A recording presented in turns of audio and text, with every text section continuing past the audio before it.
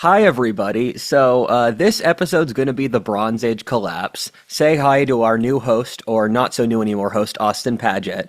And the Bronze Age collapse, I'm going to just be blunt. I'm going to talk a lot about meta narratives here. When people normally say that, they mean the lamest thing possible. But I promise you that this is going to be interesting and cool. Because as a person who speaks to the public, I see one of my predominant responsibilities as giving you correct framing devices, because the universe is infinitely complicated, and as I've studied more and more of life, I realize we really have no clue what we're doing, and we're just trying to master an innately brutal and complex reality. The second you master it, the game gets more complex. And so when you're dealing with a certain topic you have to convey to an audience in a comprehensible manner, you're stuck thinking about, what framing device am I going to use to articulate this underlying concept to the public? And with the Bronze Age collapse, this is what I think is one of the top 10 most important events in all of human history. But our society has literally no framing device on how to understand what happened here. And so I am going to give you guys a couple different framing devices which can articulate to you what happened in the Bronze Age collapse. Because as I said in the previous video, I have bought basically every single book on this topic because there's only two or three. And I said before that with the Battle of Stalingrad, if we redirected 5% of the academic knowledge that went into the Battle of Stalingrad to the fall of the Bronze Age world, that would move the needle on the amount of paper written on this by 10x. But this is an era that we have basically no information on. And I kind of always wondered also, why are there not more movies, films, TV, entertainment on this period? And then I started to think about how to do a historically accurate version, and there is no historically accurate version. There's too much conjecture. But maybe you can speak to some of the underlying philosophical themes, or is the society shame or guilt or anxiety based? Yeah. Maybe with some of those metrics, we could kind of guess better how some of the interactions would have played out. To speak to your point, there are two pieces in our culture that stem to the period right after the Bronze Age collapse. Because out of the rubble of the Bronze Age collapse, and this occurred in the 12th century BC, where the Odyssey and the Iliad, and then the Bible and the Old Testament all come out of the era that came with the Bronze Age collapse, because the Jews and the Greeks formed as ethnicities in the rubble. And that's pretty remarkable, because both the Jews and the Greeks were completely obscure in the period beforehand. And if you told people that 3,000 years later, the two populations that we would know anything about from this time period, being a guy from Ithaca, a tiny island off Greece, and the Jews, who are an obscure desert tribe, they would just be completely dumbfounded, because they'd think the Egyptians or the Babylonians or the Hittites would be the culture that would survive. But one of the biggest issues is that through the process of Theseus's ship, and for those that don't know Theseus' ship, it's a concept that if you replace every single wooden plank in a ship until over time you've replaced every single plank of the ship, is it still the same ship? Where in the process of Theseus's ship for history, we can't empathize at all with the Bronze Age, especially in a different continent, because every single social institution that we're aware of does not stem back to that time period. Is that why you see so many commentators in the kind of new political spaces naming themselves after Bronze Age figures? That's just Bronze Age pervert. I mean, and like Sargon of Assad. Oh, yeah. There's other ones. Yeah. Bronze Age something. You've got Bronze Age pervert, you got Sargon of Akkad. Right, Akkad.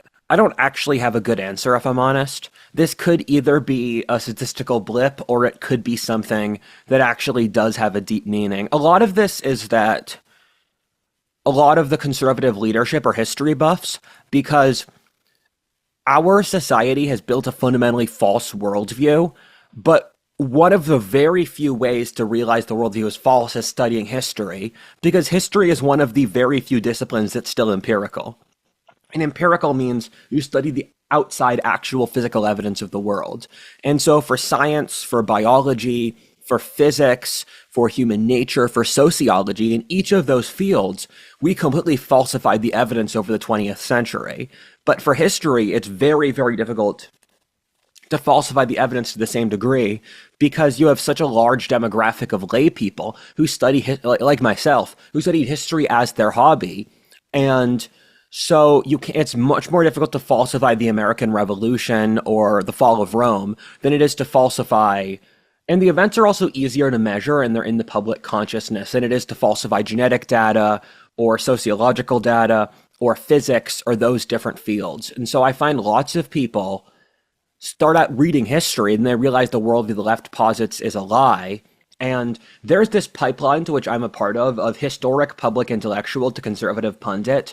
You see it with Neil Oliver, Niall Ferguson, Richard David Hansen, probably a bunch of other people I'm not thinking of now.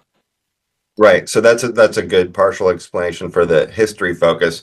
I just also wondered if, like you said, entering this Bronze Age collapse era, there's a couple of ways we conceive the world that originated there through the Greek and Jewish populations.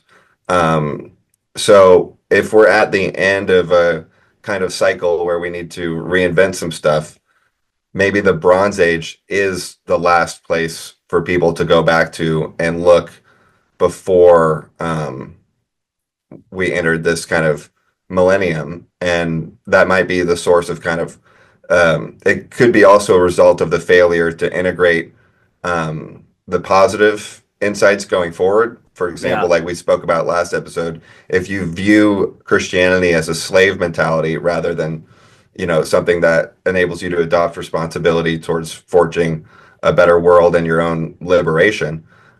If you view it as a slave mentality, then and you reject that, then your only option is to return to the master, which is kind of the way a lot of um, thought went back in the Bronze Age.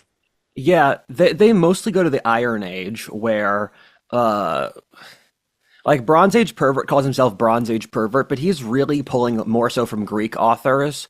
Um, where when you look at Bronze Age pervert is a Nietzschean, and the right today is divided between uh, Christians and Nietzscheans and probably other. The right today is an unholy mix of a bunch of different sub-demographics.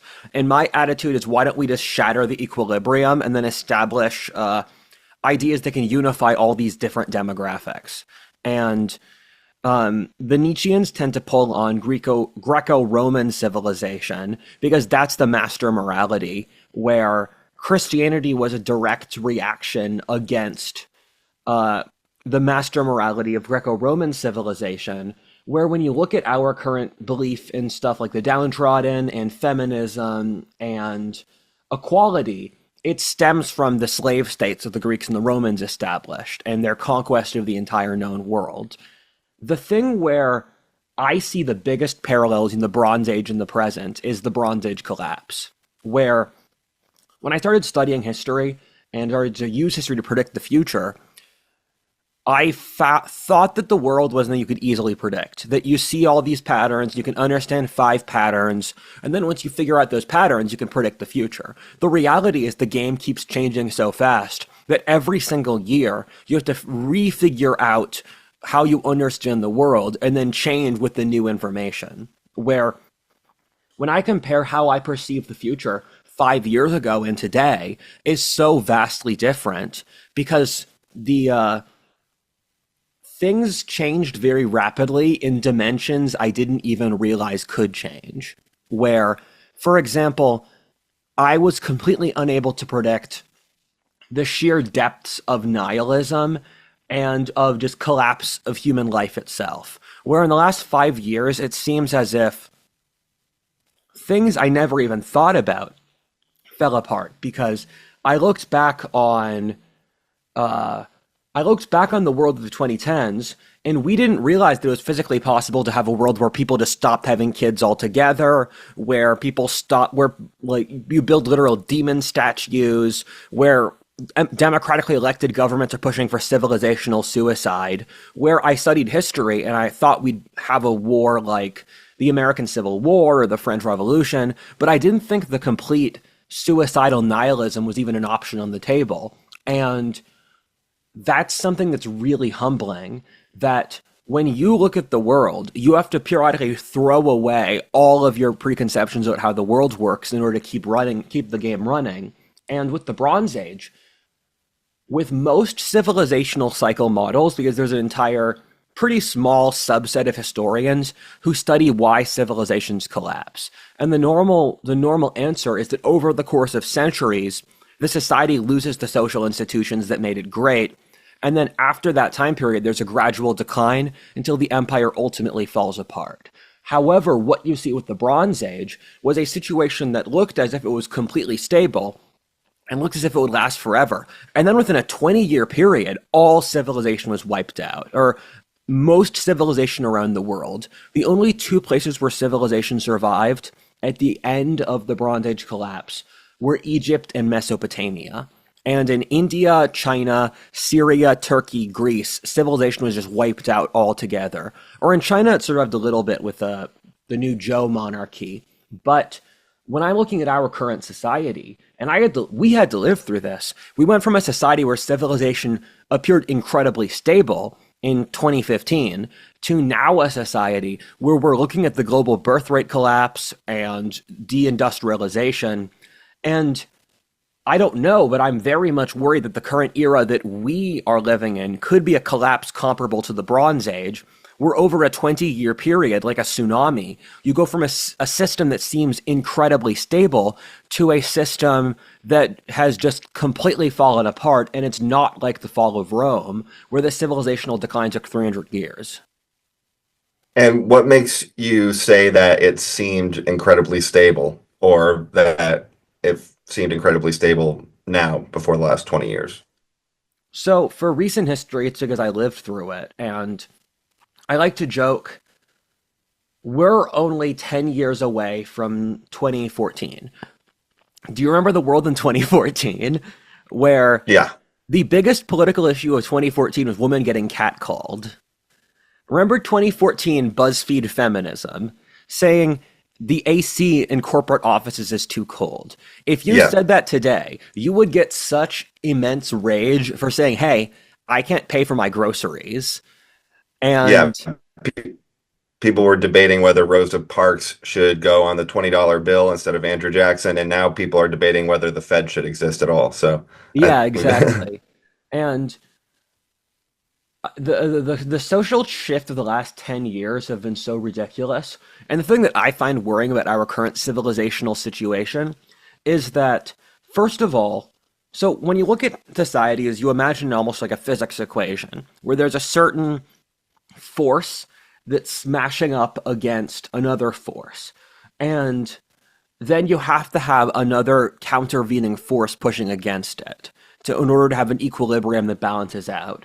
And the thing I find so intensely worrying at our current situation is, first of all, the birth rate. The birth rate is crashing towards zero at a speed that's faster than the fastest computer models. And that's going to reflect in our societies. And on top of that, you have lots of governments pushing for legitimate civilizational suicide, and there's literally no countervening force. I would be more optimistic if there was any force in. I mean, in America, we got Trump, which is great, but for the rest of the Western world, even their quote unquote far right governments are controlled by the establishment. And so what you're seeing is a very rapid a very rapid destructive force with almost no countervening pressure against it.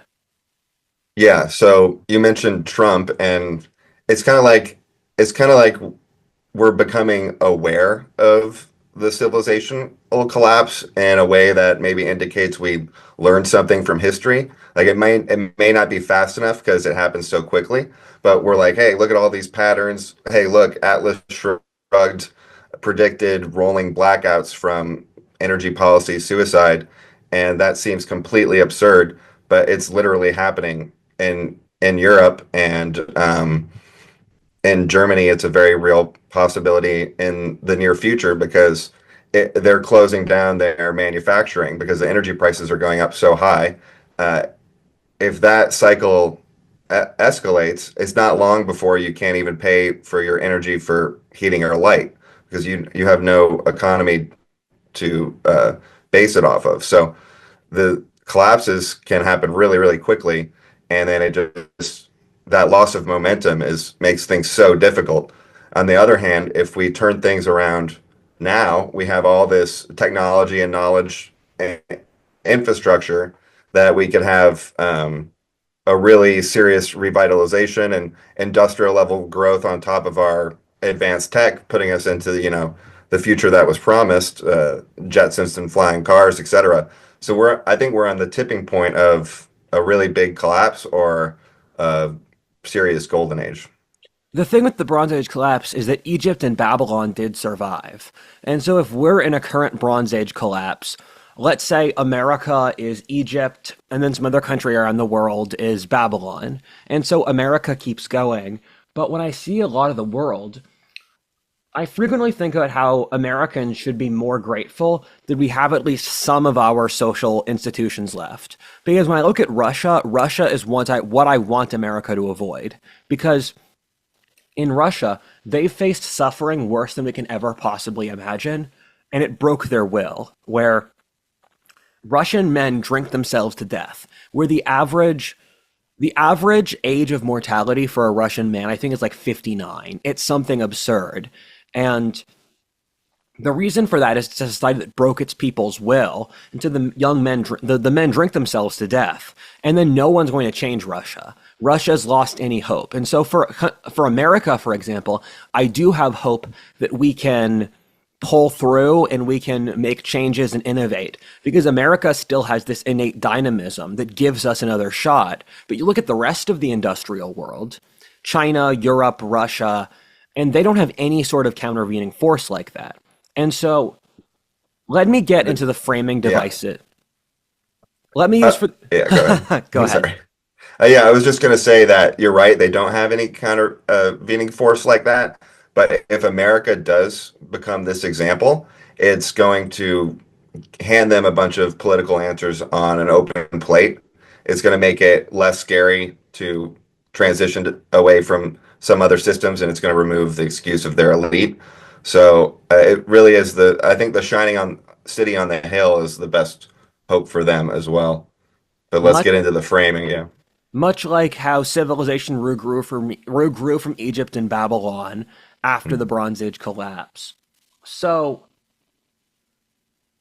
there's a couple of different framings I want to use here. The first is that we make the ancient world into a single thing, which I don't think is justified. When we talk about the ancient world, we are talking about the period from the formation of the pyramids in 3000 BC until the fall of Rome in 500 AD. And for a frame of reference, Alexander the Great was closer to Alexander the Great was closer to us than he was to the builders of the pyramids.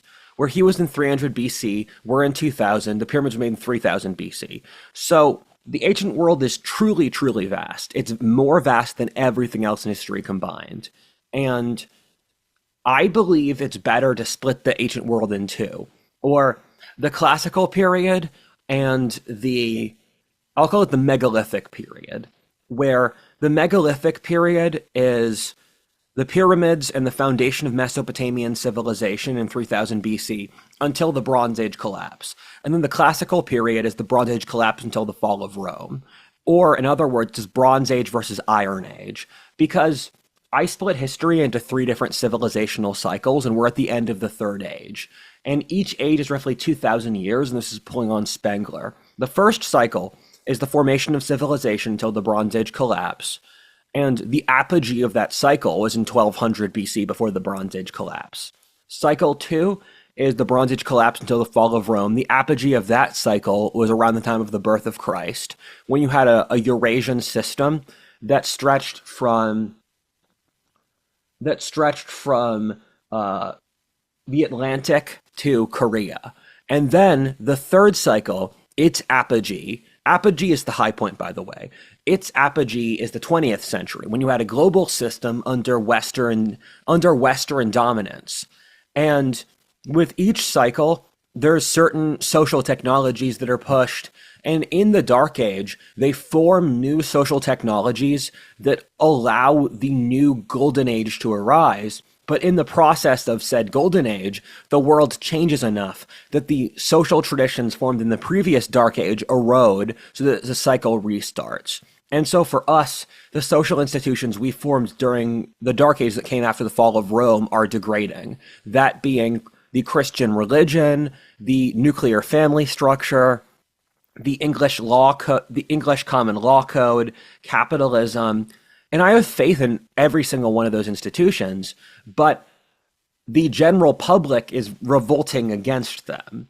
And they're not, and due to the wealth that the system created, people are not working inside the pre-established institutions that resulted in our civilizational golden age. And when you look at the world before the Bronze Age collapse, and we're not going to make a Bronze Age video because, to get back to framing devices, this is an era of history where I'm sure lots of interesting things happen, but nothing has been written about it. Where when you look at the Greater Middle East in 1300 BC, you have a ring of states that stretch arcing out from the Fertile Crescent. And the Fertile Crescent is something that when I was in school, they kept on hammering home. When I was in the school system, they would keep on teaching the same 2 or 3 topics again and again. I learned the American Revolution 5 times. I learned the formation of civilization at least 3 times. And they never were able to move past those first few topics in the school system. And so I never learned at the French Revolution or the World Wars or the Industrial Revolution. And then the school got taken over by DEI stuff. So rather than learning those topics, we just learned about not even like real Black history. It was all about like authors in 1930s Harlem. And it was this tiny Black elite rather than the actual experience of Black Americans. But you saw this arc of states extending out from the Fertile Crescent. And the Fertile Crescent is this arc of territory that goes from Egypt through Syria and the Levant down through Iraq. And to paint a brief map of every major civilization in the year, let's say 1250 BC, you have the core river valley civilizations, where civilizations started in the river valleys of the Nile in Egypt, the Tigris and Euphrates in modern Iraq, and the Indus Valley civilization in modern Pakistan, and in North China along the Yellow River. And the river valley civilizations were largely unaffected by the Bronze Age collapse. So the 2 areas where civilization survived were Egypt and Mesopotamia. And this video was largely going to focus on the Greater Middle East. I'm going to make a couple discursions out further east just to check on what was going on. But you should assume this video is going to talk about the Greater Middle East. And those survived because they had the deepest foundations of civilization, where their society started around 3000 BC. And until at least 1600 BC, they were the only places with civilization. And then from, let's say, 1600 BC until 1200 BC, you saw the formation of these civilizational centers in between Egypt and Mesopotamia. And this included Syria, Turkey, the Greeks, and those were the places that saw civilization completely wiped out. And in Mesopotamia, there was Assyria in the north, and then there was Babylon in the south. And then there was Mitanni, who were an Indo-European conqueror people around the region between Syria and Iraq. And then the Hittites were a kingdom based out of modern Turkey, which controlled northern Syria. Then the Mycenaeans were a Greek state in modern Greece, and they were called a Nahawiyya, which is, I love that fact, because we think of the ancient Greeks, and we don't think that the Hittites called them a Nahawiyya. And the Mycenaean Greeks and the Hittites were mortal enemies. They had trade embargoes, they fought many wars. And so Mesopotamia before the Bronze Age collapse was like Europe in the early modern period, where around the time of Napoleon, you had France and Austria and Britain and Spain, and they kept on jostling with each other. And in the Middle East, you had these states that were quite powerful that took centuries to form, and they were in this constant dance of fighting and competing with each other. And it was this very complex, interconnected system inhabited by these advanced bureaucratic states. And I can't overstate the depth or complexity of this system. It went back for centuries, it had millions of people, it had highly advanced government and social structures. And to look at it and to think that it all would be wiped out within a single generation, it would just be seen as complete madness to anyone at the time. Yeah, that's a hard thing to predict, and I guess the suddenness of it gets into the sea people because it's not all an exterior force. You have a lot of trends to collapse for a long time. You have a worsening of the economic conditions and an increase in inequality, and you have all these drivers that kind of lead up to tipping point happening through periods of the Bronze Age. But yeah, how much of it is external conquest? How much of it is internal collapse? And is it the bad luck of those happening at the same time that could lead to some of these inexplicable situations? I like to focus a little bit more on the Bronze Age world itself before it fell apart.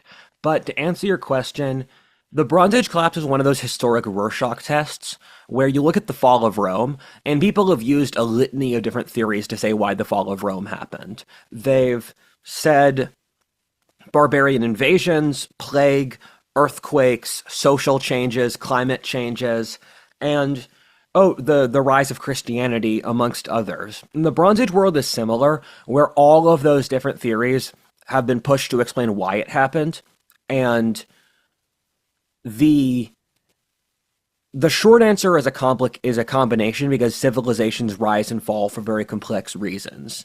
Now that I've said that, um, this is my best answer.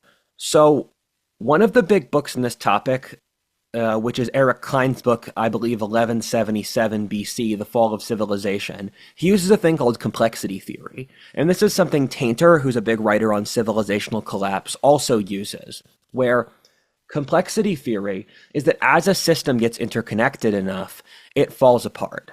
And the more interconnected a system is, the more likely it is to fall apart because a single thing goes wrong and it destroys the entire system. An example of this is that in the 1300s, the rise of the Black Death in China spread across all of Eurasia to destroy the entire Eurasian ecosystem.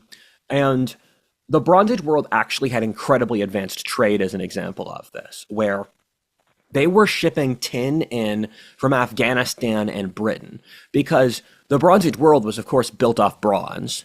And bronze is an alloy of tin and copper, but there are very few tin deposits around the Middle East. And so you go as far afield as Afghanistan or Britain. And that meant that the whole region was dependent upon very complex trade systems that were maintained by all the players.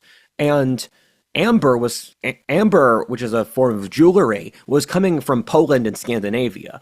And so this was not a stupid or a simple world. And there were highly complex trade systems and negotiation systems that spanned the whole region, where, for example, the Minoans were a civilization on the island of Crete. The Egyptians were building their palaces using Minoan architects, and they used Minoan designs. And we have finds of these treasure fleets sailing around the Eastern Mediterranean, and they showed an incredibly wealthy society. And the level of detail in these artistic finds are insanely advanced. And complexity theory is a theory that was developed for traffic, where if you have a road system, the more interconnected parts of the road system, the more is that if there's a traffic jam in one area, the entire city will fall apart. And so one of the very first things complexity theory was used for was to figure out the Bronze Age collapse. And what the theory found, and they used computer models for this, is that when a single part of the Bronze Age system fell apart, the entire system fell apart. And this really goes against the argument people have today that there can't be a major war or major imperial or major political issues because global trade is so interconnected. Because, in fact, the more interconnected you make global trade, the more likely that a single political issue somewhere in the world ripples everywhere. Right. Trying to make an analogy to organ failure, where you Yeah. have kind of multiple organs failing at the same time.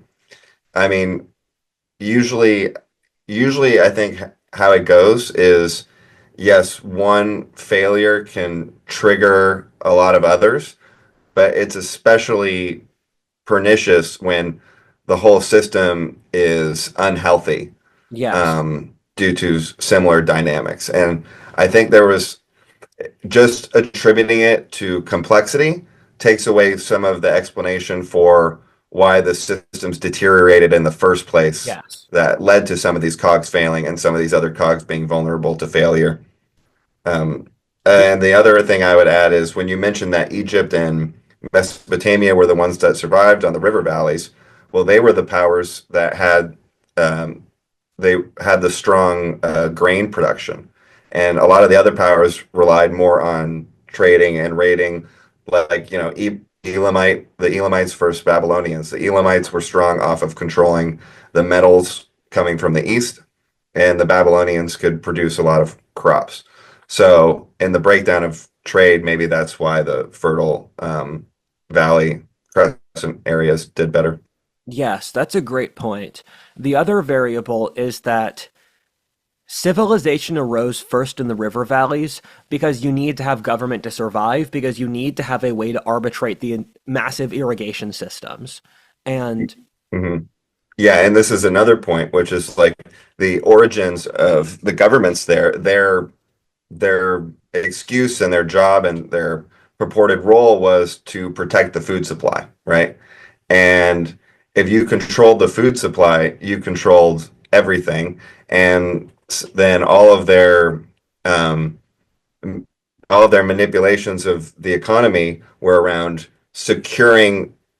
improving their security or control of the food supply with increasing amount of inspectors in Babylon and um, price controls and wage controls, and they just controlled the entire food system. And even Hammurabi added a lot of these rules, and conditions just continued to deteriorate as you had an increasingly enslaved population, increasing inequality, and increasing government control over this food supply. And you see the same thing today with, climate change to control energy resources, and ironically, climate change to control the food supply itself. Because if you control these key resources, you control the whole population. And back then it was just food. Now it's more complicated, but even today it gets back down to food. yes, the thing with irrigation is that you need hundreds of people to maintain these highly complex drainage systems that allow you to farm in desert climates that otherwise don't allow it. So you have to have the government to maintain that. And that's why, for example, Egypt first unified 5,000 years ago, and Egypt has been a unified country for almost the entirety of the last 5,000 years, which is unlike almost anywhere else in the world, because the centralized government gets such power due to the way the Nile works, where Egypt itself is the size, I think it's probably roughly the size of Texas, but the amount of arable land in Egypt is the size of Belgium. And almost all of Egypt's 100 million people are in that Belgium sized area. And I'm really glad you also brought up the Elamites because no one brings up the Elamites, and it feels kind of unfair because they're an ancient civilization as ancient as anywhere else in the world. Some historians think they're even more ancient than Mesopotamia, which make them the oldest civilization in the world. And they had their Right. Well, they own. were more powerful than Mesopotamia when Mesopotamia rose. They cycled, and there were times where the Elamites conquered Mesopotamia, and there were times the Mesopotamians beat them. And Elam had their own completely distinct civilization with its own architecture and its own culture, and they were wiped off the face of the earth by Assyria in 500 BC, and then the Persians populated the desolate land. But in talking about the different factors that caused the Bronze Age collapse. There's a handful of different books where I read this book recently, and it said this is one of the 2 or 3 books written on this topic. And it's not even that good because this book was written in the 90s, and the thesis of the book is that the Sea Peoples never existed.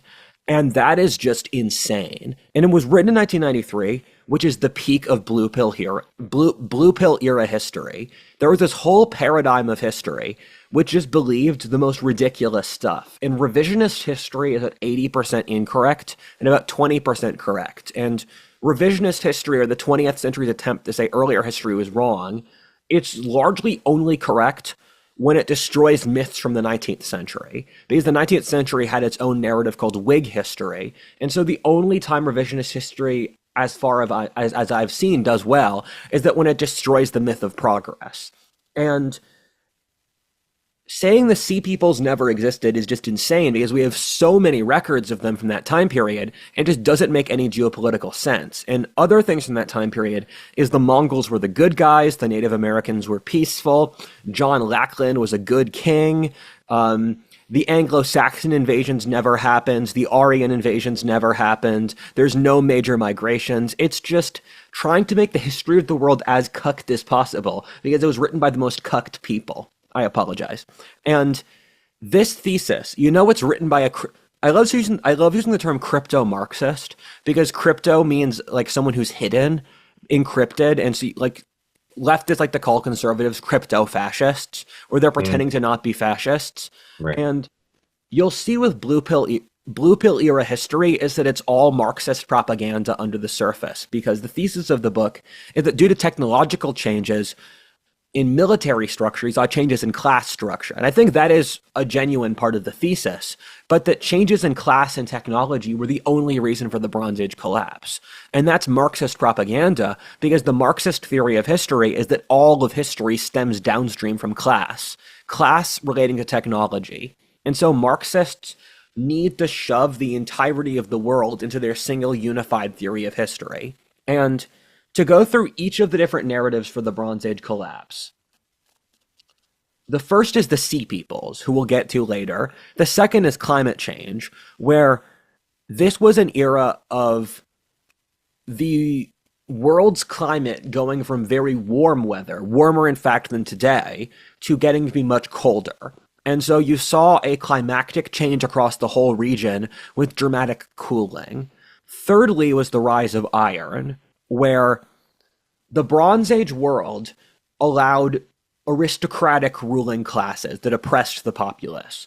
And the pre-Bronze Age collapse world was deeply oppressive and controlling of individual people's lives. And when you read the Iliad, because the Iliad was the twilight of Mycenaean civilization, where the Iliad was written within a generation before the Bronze Age collapse.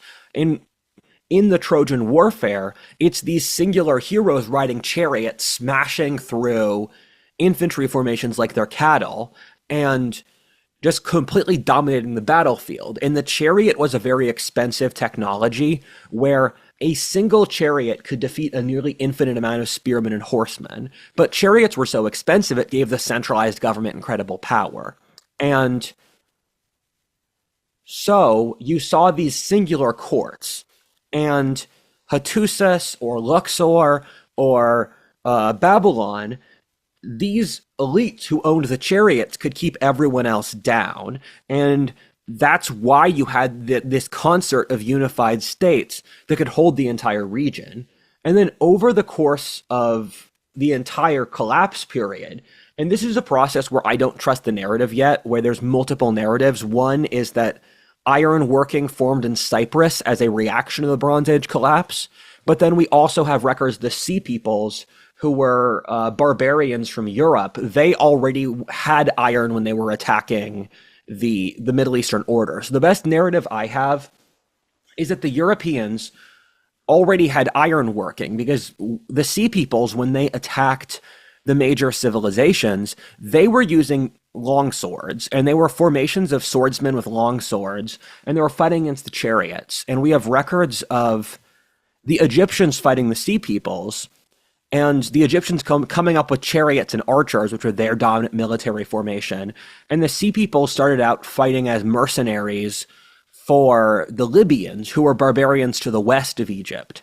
And then the Egyptians weren't, or they really, really had trouble fighting the Sea Peoples. And what occurred then is that ironworking was adopted into the Middle East.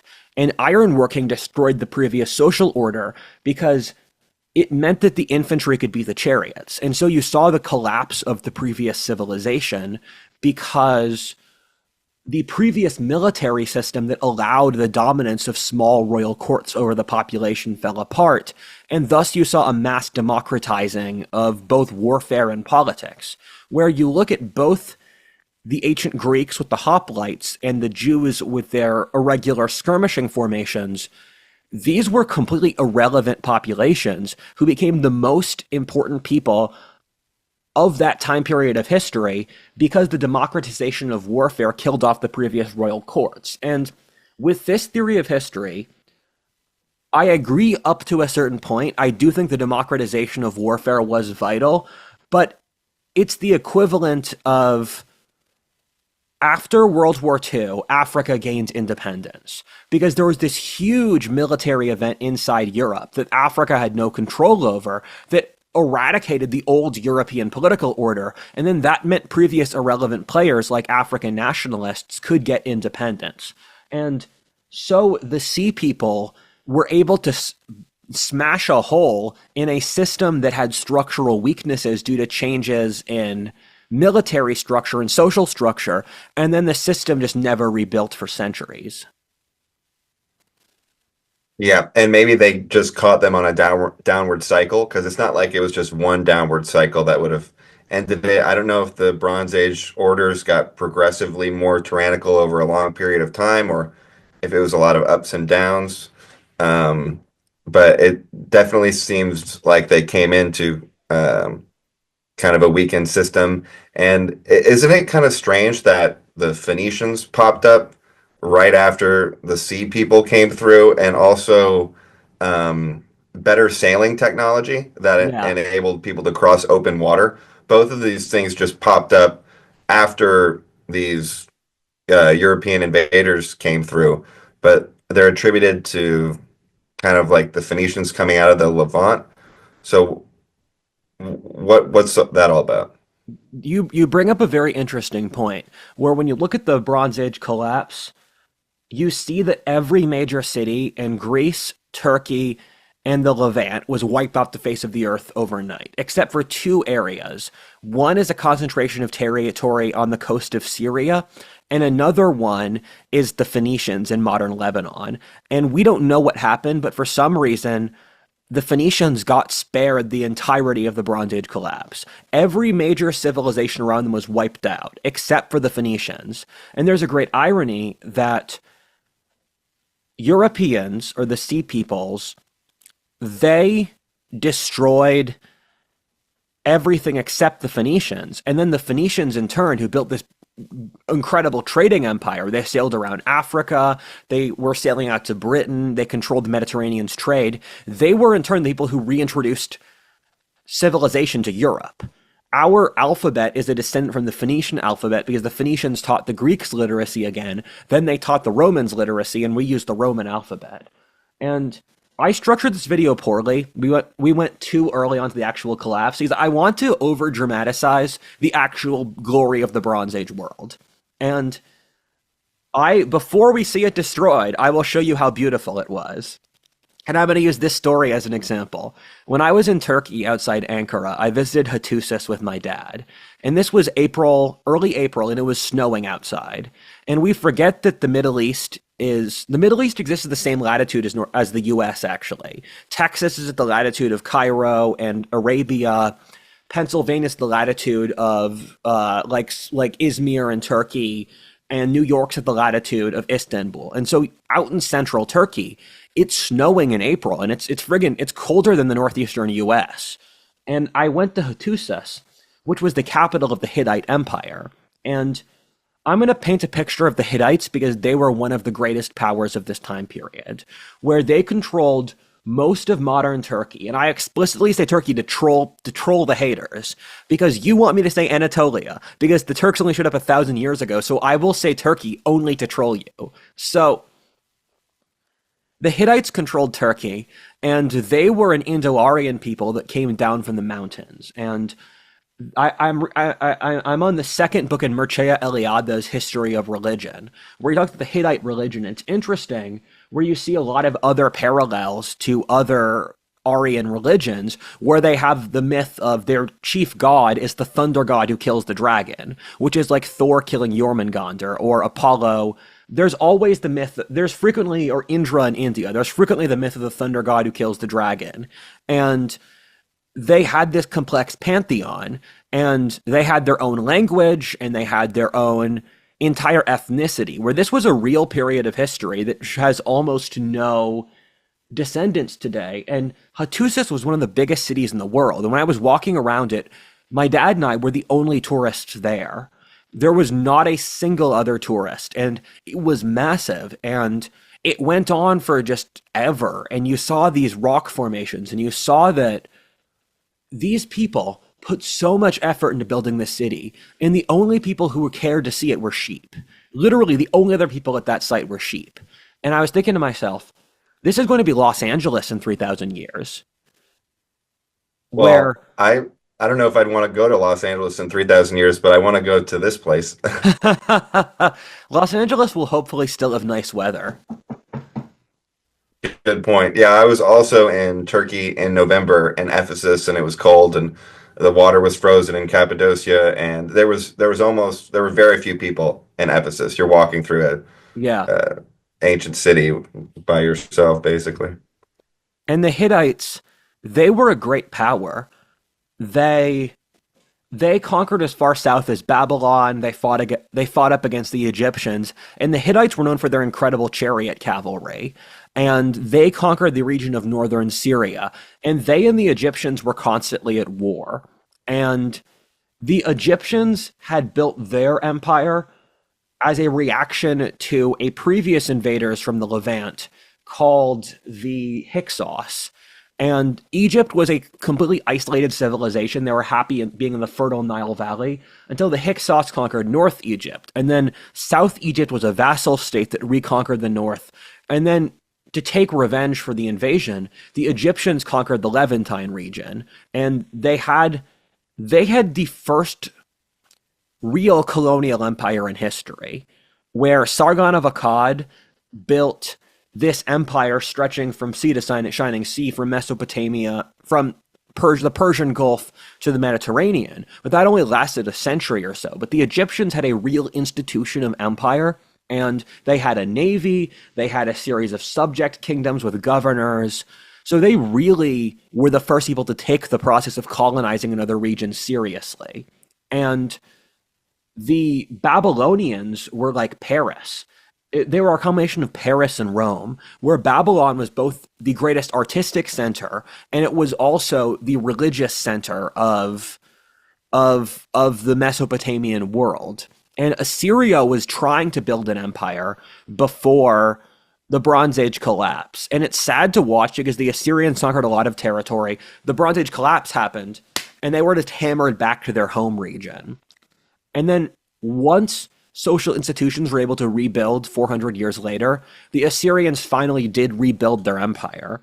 And the Assyrians were much like the Prussians of the ancient world. They were stuck in the middle of the map, and thus they developed an incredibly aggressive military and social structure because they were tired of getting pushed around. And I want to focus upon Mitanni because Mitanni is an example of the entire principle I'm talking about here. Because Mitanni was a great civilization that conquered all of northern Iraq and northern Syria when they were crushed by the Hittites. But this one sentence footnote I'm going to cover here was the entire ruling power of their region for centuries. And this is what I'm trying to convey to you, where we have very little records of the Bronze Age world. And this is a society where the only records are maintained by the government or the most wealthy merchants. So I'm sure there were lots of social signs of distress and signs of decline. And we have records from the ancient Mesopotamians of old men saying the new generation they're not real men. They just like to go dancing and to wear funny clothes, and they take the barbarians' clothing habits, and they're not. And young people have no respect for old music. Every single thing you would hear a boomer say to a zoomer today, we have record deals saying in ancient Mesopotamia. Or people complaining about how Meanwhile, they. the Zoomers, I said, meanwhile, the Zoomers are on YouTube listening to like Eminem songs played by Babylonian instruments. Like, find me old Babylonian music. Yeah, exactly. Um, my goal is to move Zoomers to a place where the Boomers complain we do too much and where we're too cool and we're too worldly. But that's not going to happen. But we have aspirations, and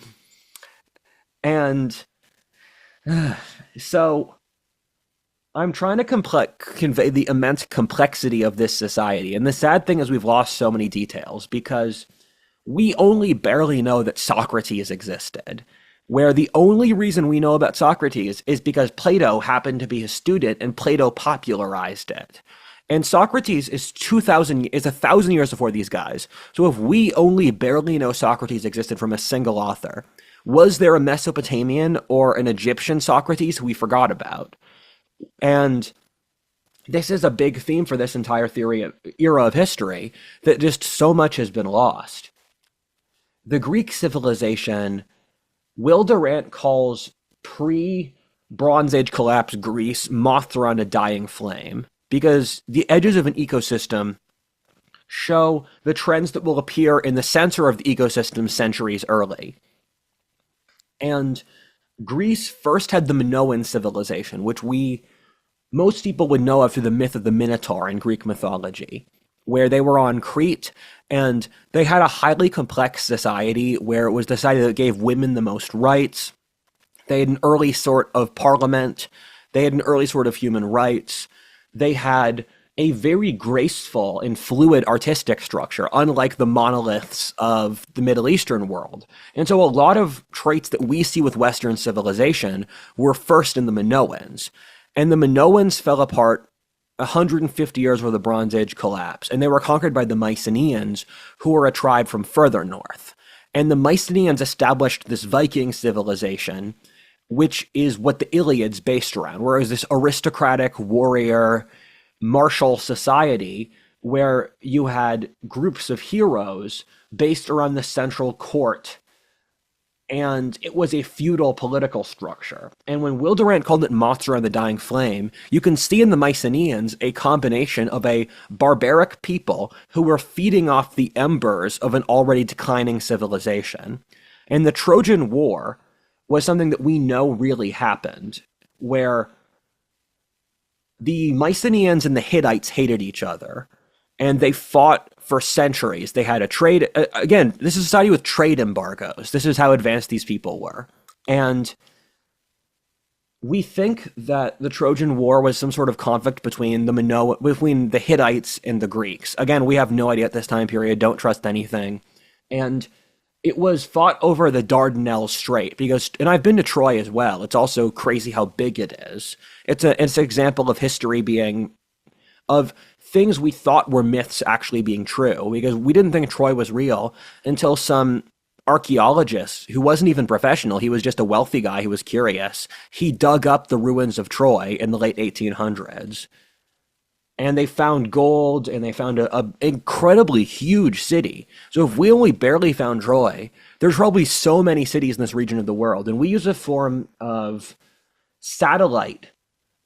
People use satellites to figure out where a tell is an archaeological site in the Middle East.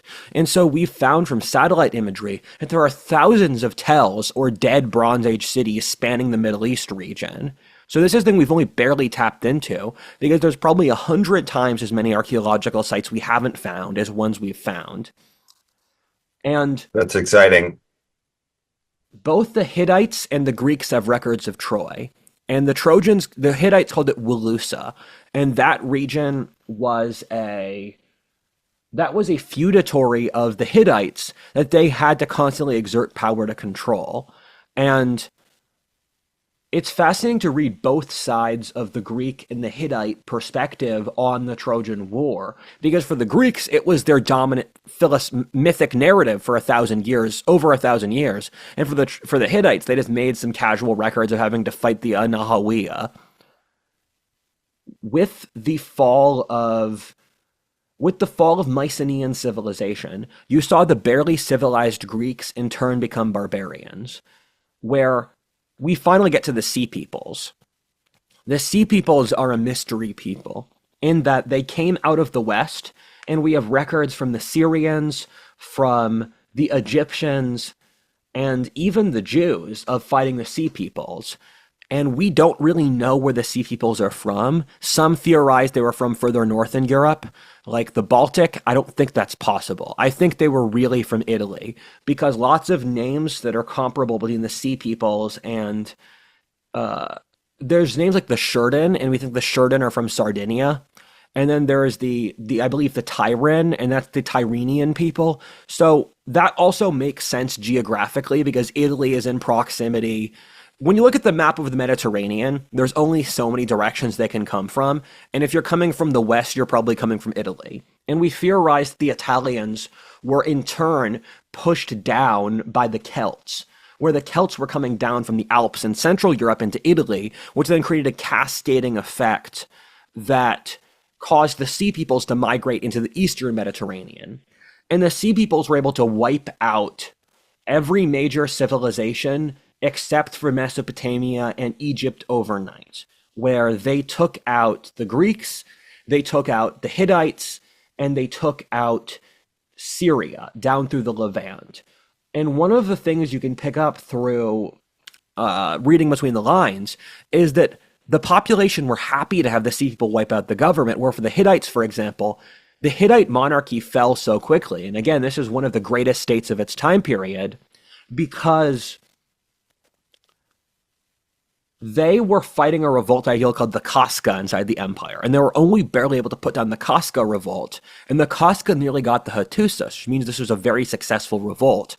And then in the process of draining themselves, they were completely wiped out by the Sea Peoples. And the Hittite capital, Hattusas, is hundreds of miles from the coast. So if the Sea Peoples are making it to the middle of Anatolia, they did really well. And when you look at Greece, the second the Mycenaean monarchy fell, the Greeks joined with the Sea Peoples, where the Philistines, who were a descendant of the Sea Peoples, the Philistines, the people who the Jews fought in the Bible, they were mostly ethnically Greek. So in the process of defeating the Greeks, they in turn had the Greeks join them as pirates and as barbarians to attack the Eastern Mediterranean. And it reminds me of the fall of the Maya, where Mayan civilization, after millennia of building up cities and monoliths and advanced structure, fell apart nearly overnight in the ninth century. And part of the reason is that the people didn't like the government, where if you were a normal peasant, you had no incentive to support the government because the only thing it did was take your money and draft your son. So the second these palace cultures were wiped out by the change in military structure,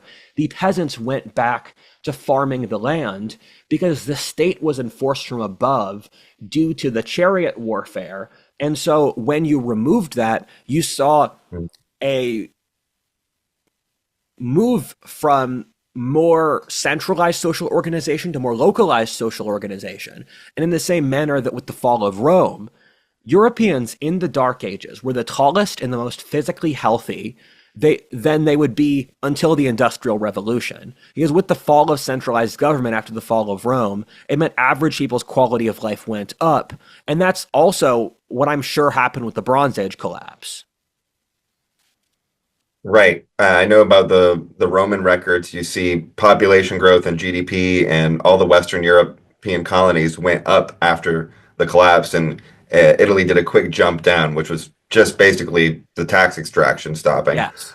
um, and also a lot of the large genocidal wars stopping. And yeah, that makes sense. That's why I was kind of getting at how unhappy were these societies around the end of the Bronze Age collapse? How pervasive was inequality? How much did the state have a grip over everything? Because if and did it have any relation to the Atlantic trade networks? Italy, is to the west, but how far further west does it go? Could they have been pushed in by someone? Basically, I was wondering where Italy is in this whole story, right? Until you mentioned maybe they're connected to the Sea People, because we just have a small window around where the writing was. Um, and so there's an unimaginable set of factors and relations outside of that in that fog. Yes. That's a great question, and we can't know the answer. I would give anything to know the answer, but we just don't. Where keep in mind, we barely know what average life was like in the Roman Empire. And the Romans were a very literate society. And with a lot of these historic topics, I would give anything to know people's subjective experience of the topic. I would love to know how people felt about these historic events, because from that I can see into their minds and I can see what their motivations are. But the first author who writes history in a human way is Herodotus, where the Greeks invented writing, the idea of writing history has a series of we are humans with certain incentive structures, having to live with our environment, having to make difficult decisions, where the Greeks invented the concept of writing history as if it's written by humans, and the only records we have from this time period, except for a few merchants. I'll tell you what the records we have. We have some merchants, but it's all stuff such as, and then Lord Utnapishtim crushed the lands of the Elamites, and he erected a great monolith, and then he was widely loved by his people as he showed them generosity. It's all like communist state propaganda. And there's So with the written thing, right, representing this civilization, how does it work with these people coming in with long swords, right, and kind of bringing the Iron Age in, but there's no written historical record or even something carved in a rock, like So they recorded battles through a combination of visual imagery, and battles were one of the few things they recorded well. So we know that they had long swords because we can look at the images that the Egyptians drew, where we look at the weaponry their enemies had, and they had long swords, and the Egyptians are fighting with chariots and bows. And right. also, they were pretty good at recording battles because that was something they cared about a lot. So they talk about battle strategy, they talk about hitting flanks and that stuff. We have records of wealthy merchants, and that's just one of the few things we have because the merchants writing developed for tax collecting and merchandise. Because Okay. for boring details like that, you need to have writing. And so we have records of wealthy merchants shipping stuff around and telling what they're selling, and we have lots of records of political negotiations. And for this society, their only concept of social organization is familial. And so, as an example, the Egyptians and the Babylonians were consistent allies across the entire Late Bronze Age period because they had common enemies like the Hittites. And so, when the Egyptian pharaoh wanted to work with the Babylonian emperor, he would call him my brother, or he'd be like, we are as if we are cousins. And so, their entire political negotiation was sending complex gifts to each other, and each of the gifts had different kinds of significance, and also trying to create these complex familial organizations, which in turn became de facto through arranged marriages. And my best guess is that they got to a point where they were extracting about three-quarters of the revenue from the general population. Because the three-quarters window is when society collapses, where there's a threshold of inequality, for example, and then at that threshold of inequality, society falls apart. And so we've hit that threshold dozens of times in history, and only a handful of societies can break through that threshold due to an externalizing historic variable. And today we hit the three-quarters window, where the average young American spends two-thirds of their income on rent, not alone, not including taxes and basic upkeep. And when I say the three-quarters window, what I'm saying is rent, electricity, taxes, where you can extract that much of the population for just the passive cost of living, and then society falls apart after that. And they had a highly complex feudal structure where if it was oppressive, it would be landlords and the religious institutions extracting value from the population as a form of rent seeking. And as we talk about in the Jewish video, which is in the playlist of historic in the historic continuity playlist, the video immediately after this is going to be ancient Israel, that their society had fossilized into these very corrupt and degenerate priest classes. Because almost every society in this region, except for the Hittites and the Greeks, the Aryan peoples, they were theocracies. And the priest class had ossified into these very corrupt, superstitious systems where for every single thing in your life you had to talk to a priest. If you were getting married, you had to bribe a priest for something. If you were scared of a demon eating your daughter, you had to pay a priest for something. If you were making a business, pay a priest. And their religion had collapsed into, I'm just going to call it demonic superstition, where it was, we need to pay off all these demonic spiritual forces, and that their moral code was fear-based, where there was no love associated with the divine. The divine is a series of tigers that you feed them steaks so they don't hurt you. And that's why it's why Amaury de Riancourt's breakthrough towards the masculine worldview, that being Greek logic, Jewish monotheism, and Zoroastrian dualism, was so important, because the idea moved from, we're going to feed the tiger steaks to we're going to kill the tiger. Wow, which makes really sense with the logic versus the fear-based, because if you just feel like you're at the whim of these forces, you're not examining your society's failures in the Yeah. correct ways, like the Jews examined the failures of these empires where they weren't as introspective. And so if you can't explain it and you're not trying to explain it in a way that's logical and solution oriented, then all you're going to do is feel like you're at the mercy of some Yes. chaotic force that's beyond you that you try and placate. Um, so that's interesting.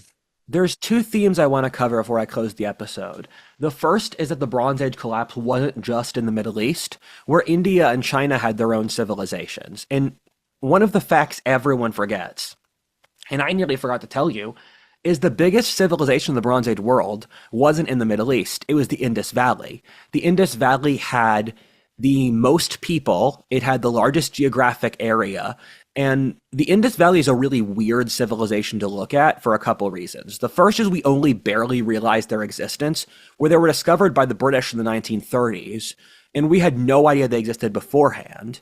And it's one of those things where you wonder, we know about the Indus Valley because it was a British colony. There must be so many civilizations that weren't former British or French colonies that we haven't archaeologically found. And a couple other interesting things. The first is that the Indus Valley seems to have had a secular civilization where their cities don't have temples. And if you know the ancient world, that's really, really weird.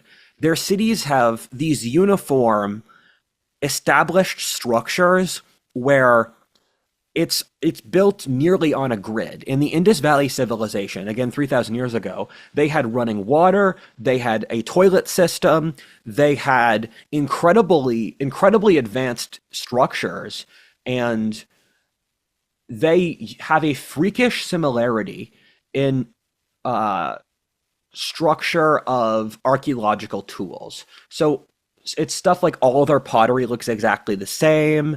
All of their wheel axles look the same. And when you know the ancient world, you know that's really weird. And so they also covered a geographic region encompassing all of modern Pakistan out to Delhi, and they even had colonies in Uzbekistan. What this paints a picture of is that there was a large, secular, unified country that encompassed the area around, bigger than modern Pakistan, that wasn't religious and had mass standardization. And you look at that and you think, wait, this is the ancient Soviet Union. And of course, we don't know anything about this time period, but I'm drawing parallels together. And we would know nothing about them unless there was a basically rare archaeological find. But they were wiped out, much like the fall of Rome, for complex reasons that relate to everything else in the Bronze Age collapse. And one of the tells that's fascinating with the Indus Valley civilization is they were destroyed by the Aryans who came down from Central Asia. And the Aryans, they had a word in their language for town destroyer, but their society didn't have towns. And Wow. so, Okay. So, right. Yeah, finish your thought, then I'll get back to that. yeah, they had a word for town destroyer, but their society didn't have towns, which means the Aryans came down and destroyed a more advanced civilization, and they would have myths about destroying the Indus Valley civilization, where they They called them the black men, which is one of those things they would say that they would think nothing about. And for us, it would carry such, you know, that we're not better than our ancestors when our society has these weird, obsessive religious things too. and they said that they worshipped penises and they called them the Nagas or the snake people. Right. And yeah, that when I mentioned the iron long swords coming in, people coming in with iron long swords and destroying this Bronze Age civilization, but not having writing, it kind of shows how technology is Yes. multidimensional in the same way as you have the Indus Valley people like having running water while also implementing a system that ultimately isn't very good, but can get them some advantages. Like you made the Soviet comparison, that I thought that also when the grid system popped up. So there's all these little elements, and there's so much room that you can have all these weird expressions of what later became uh, more familiar ideologies pop up with varying dimensions of success. And then the center, the Bronze Age world is where we have these archaeological evidence of writing and various things. Um, and everything else outside of the map we don't really think about. We think about the Bronze Age world as its own internal thing, but they're trading with India, they're trading with the Atlantic this whole time.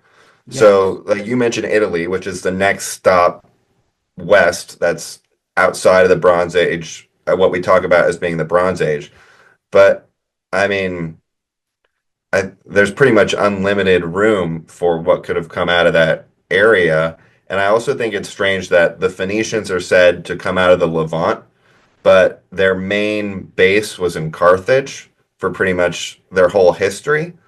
So I wonder if you have people coming in from Italy, people coming in from, and the Phoenicians also controlled the Straits of Gibraltar, right? And that also connects to the Celts, like the Iberian Celts.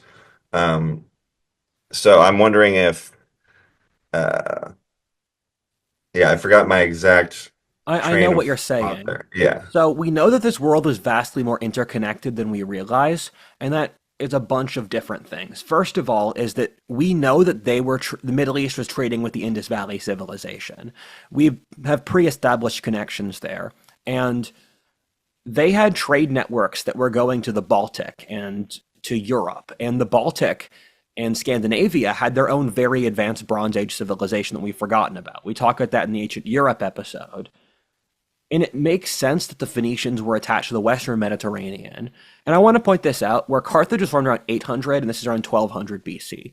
That's a 400-year window, which, when you remember how big antiquity is, that would be forever for them. But it looks short to us. But we know that they were connected to the rest of the Mediterranean because the Mediterranean was an interconnected system. You look at the right, Odyssey, which is set in this time period where the Odyssey is set in the Western Mediterranean, where Odysseus is from Ithaca in Western Greece, and he sails around Italy and North Africa and Spain, and it's populated with monsters. You have the Strait of Messina has a Scylla and Charybdis, which is a giant octopus monster, and this all-consuming tidal wave vortex. And you have the land of the lotus eaters in North Africa, which is these druggies who can't do anything and who are stuck there due to the degeneracy of their society. And so the Western Mediterranean was something they knew about, but it was a land of myth. We have also we know that the Egyptians were dealing with lands much further south in Africa, where they called sub-Saharan Africa Kush or Punt. And the Egyptian court loved getting these pygmy men from Central Africa. They called them dwarfs. And so the Egyptian king would have a team of dwarfs he would play with to work as jesters. And they would also get the Okapi. And we actually knew about the existence of the Okapi before the Okapi's actual discovery in the late 19th century, because the Egyptians had records of the Okapi, where the Europeans actually discovered the Okapi. right. I think there's a lot of room for some really interesting kind of speculation and fantasy because if the best thing that they were going off of was myths, we can Yeah. probably do even better than that. We can put some some more context Yes. into who would have been in that region at Yes. that time that they didn't know. And that's a great point because this pre-Bronze Age collapse world is the era Greek myth is set in.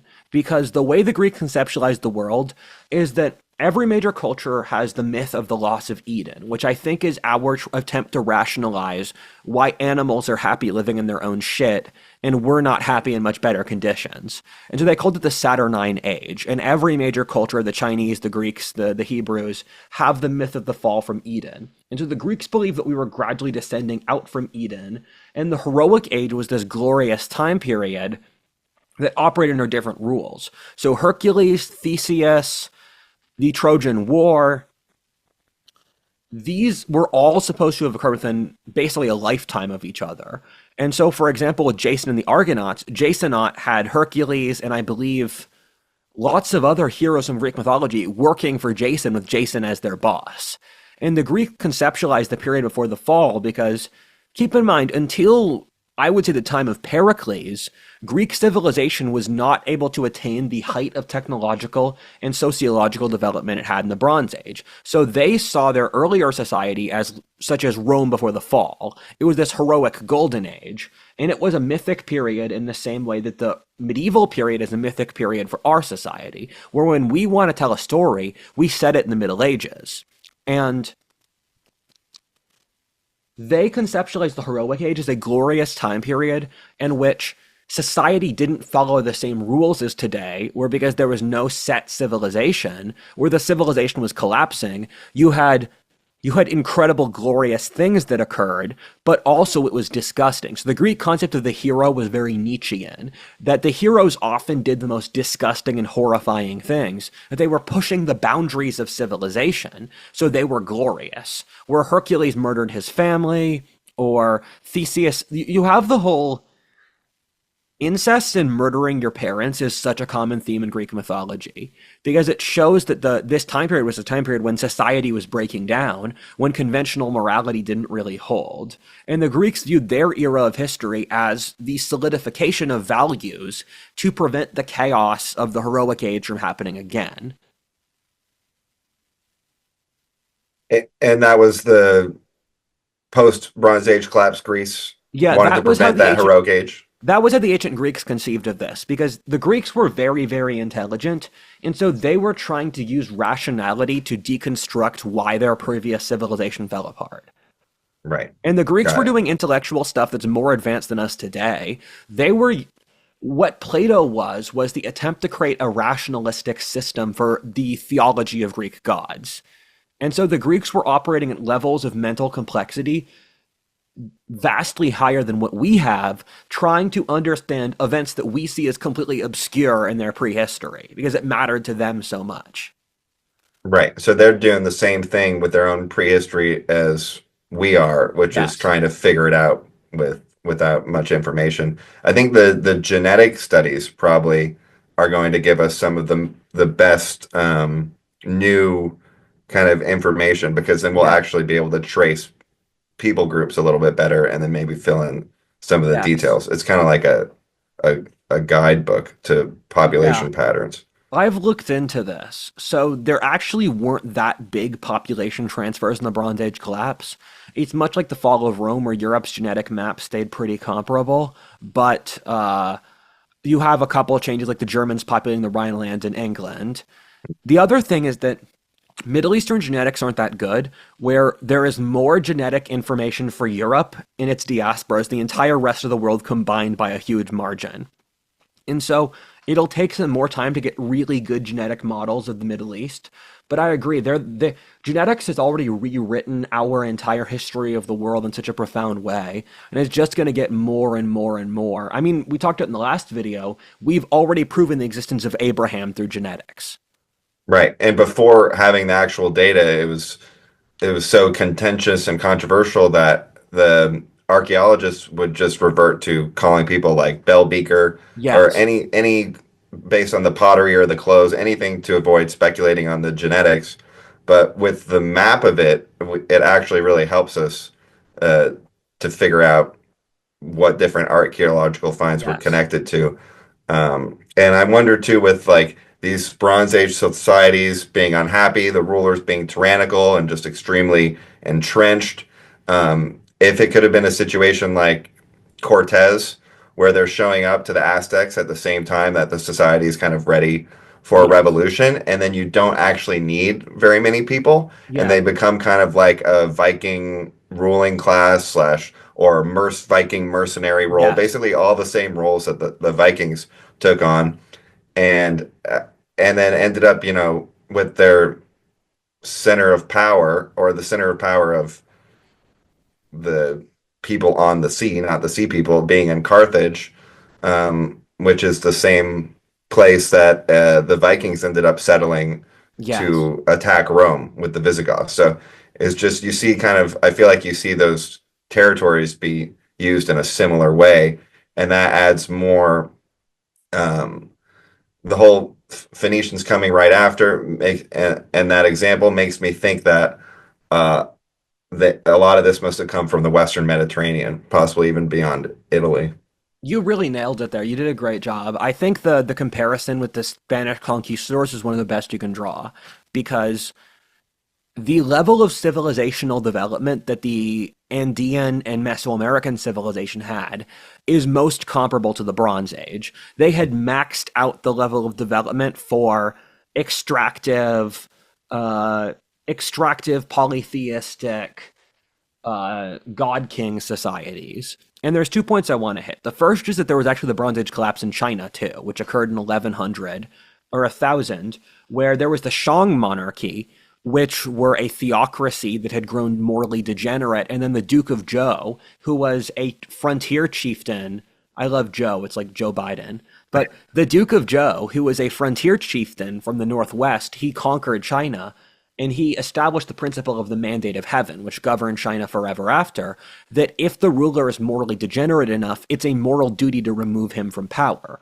And the Duke of Zhou is the formation of modern Chinese civilization. We're under the Zhou monarchy, which lasted for 500 years, although it wasn't really a monarchy for most of it. You saw Confucianism and Taoism and the rise of the modern Chinese government system, the rise of the modern Chinese culture.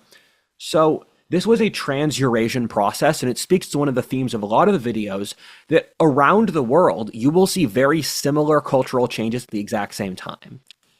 The secondary point is that like all civilizational collapses, although they're incredibly painful, a dark age is one of the best things that can ever happen to a civilization because it makes a hard reset. And I look at the Bronze Age world, I see a society that had lived through all of its iterations, and then with the collapse that came with it, you saw a new culture that could emerge, such as the Persians, the Greeks, and the Jews.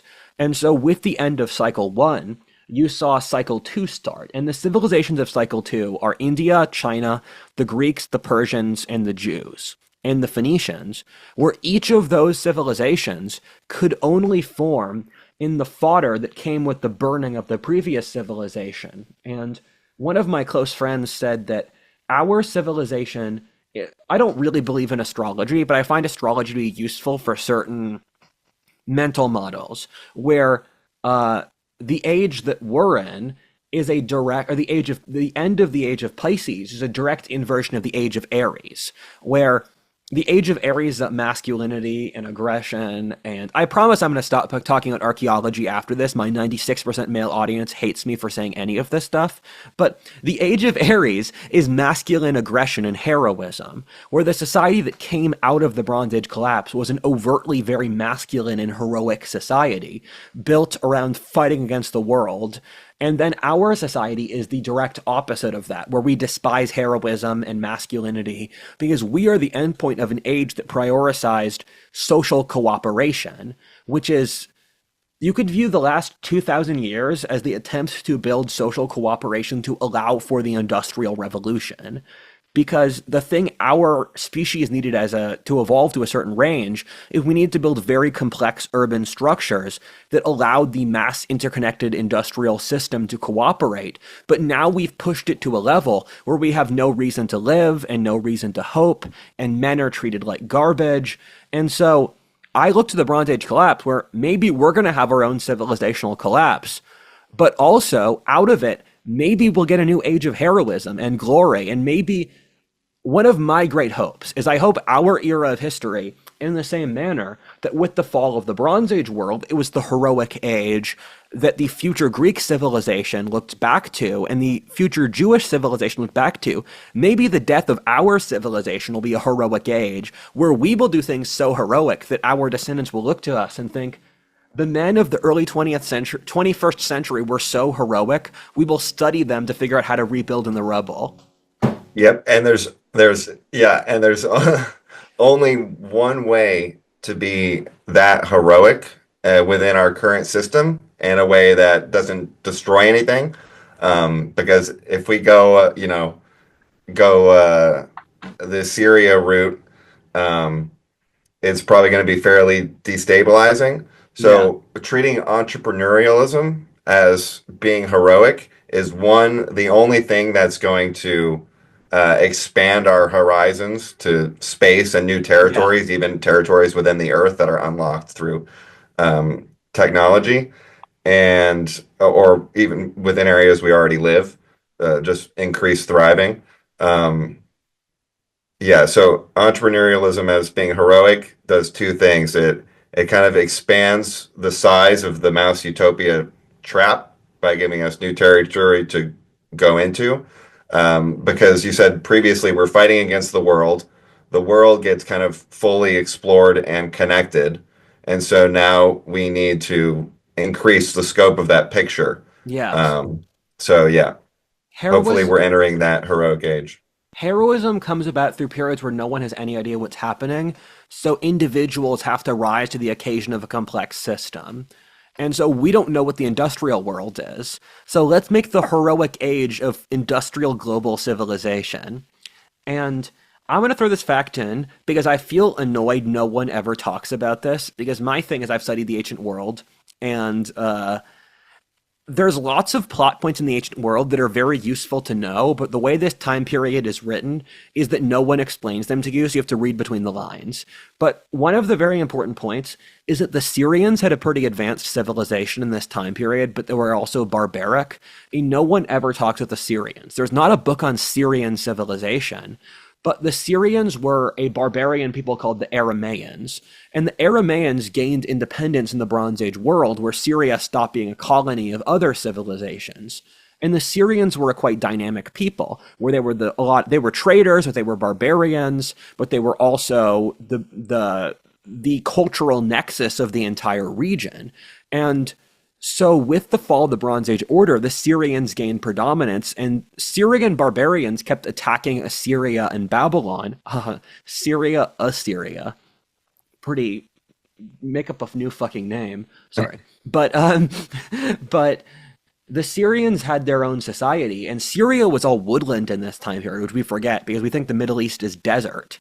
And the Syrians had become, in the world after the Bronze Age collapse, the new underlying cultural dominant force in the Middle East, where the Syrians kept on being conquered by other empires like the Assyrians, but then Aramaean became the dominant language of the Persian, the Assyrian, the modern Israel. And so I just want to honor the Syrians as a people everyone forgets about, but they were one of the most interesting players in this time period.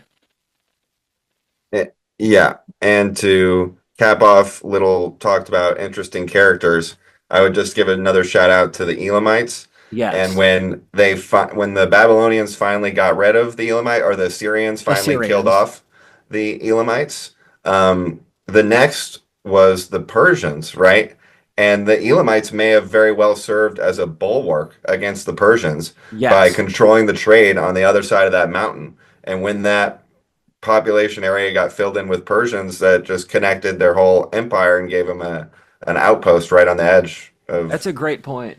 I wish I knew more about the Elamites. I've tried to find a single book in the Elamites, and I just can't. And I don't count like horribly written academic books that just talk about archaeology. So you will pick the next two videos. Pick one now. Oh, excellent. Um, uh, the Iron or Copper Age. We're gonna do the Iron Age. Okay, let's do Great. that one. Okay, sounds All good. right. Catch you next week. Follow your See you guys. dreams. Follow your dreams. Bye.